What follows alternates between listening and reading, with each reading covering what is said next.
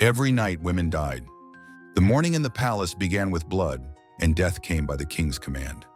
But amid those cruel nights, there was one and only one who survived. A woman who never flinched, even with death staring straight at her. Scheherazade, a night where silence meant death. A night where only words could keep you alive. And this is the beginning of a story that lasted 1,000 nights. Before we begin, if you love discovering stories hidden behind the fairy tales, don't forget to hit the like button. It really helps us bring more of them to life. Once there was a land mightier and richer than all others. Persia. There ruled Scheherazade, a king so feared, his name alone made empires kneel. He commanded countless armies, and all the people of the land bowed before his name. But this story does not begin with war or power. It begins with love. Before this great tragedy took root, another man's heart had already been broken. Scheherazade, the younger brother of Scheherazade and the king of Samarkand. On the night before his departure, at his brother's invitation, he witnessed the queen with a servant in secret. Love and trust shattered in an instant, and consumed by rage, he executed his wife. Arriving in Persia with a broken heart, Scheherazade encountered yet another truth, while his brother was away on a hunting trip.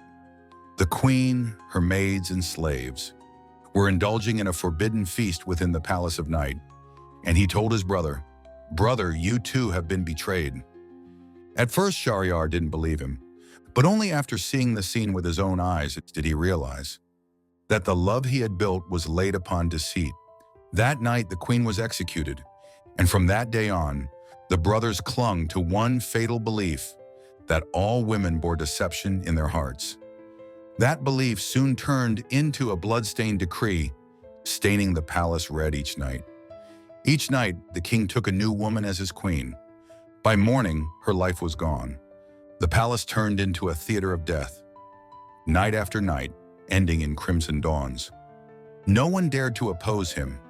No one even dared to meet his gaze. Then one day, after the number of the dead had climbed into the hundreds, an unexpected figure knocked on the king's chamber door. She was neither a noblewoman nor a princess, not even a name the king recognized. But the king's vizier trembled, because the woman was his own daughter, Scheherazade, a woman who loved books, stories, and truth. She had volunteered. Scheherazade had a plan.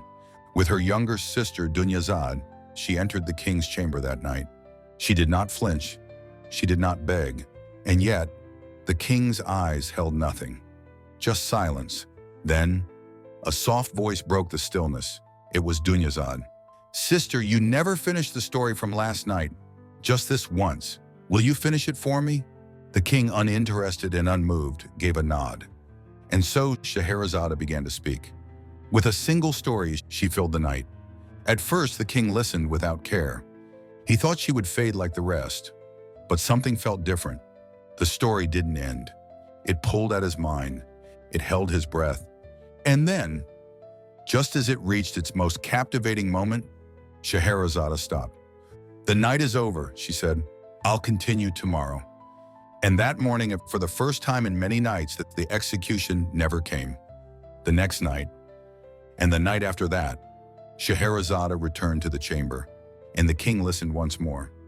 She spoke of a woman betrayed by love, a man destroyed by his hunger for power, an old man who held on to wisdom despite poverty, a child who told lies to escape death, and one who lost everything for speaking the truth.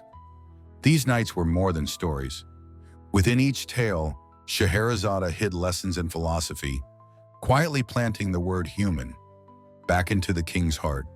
One night, 2 nights, 100 nights, 1,000 nights.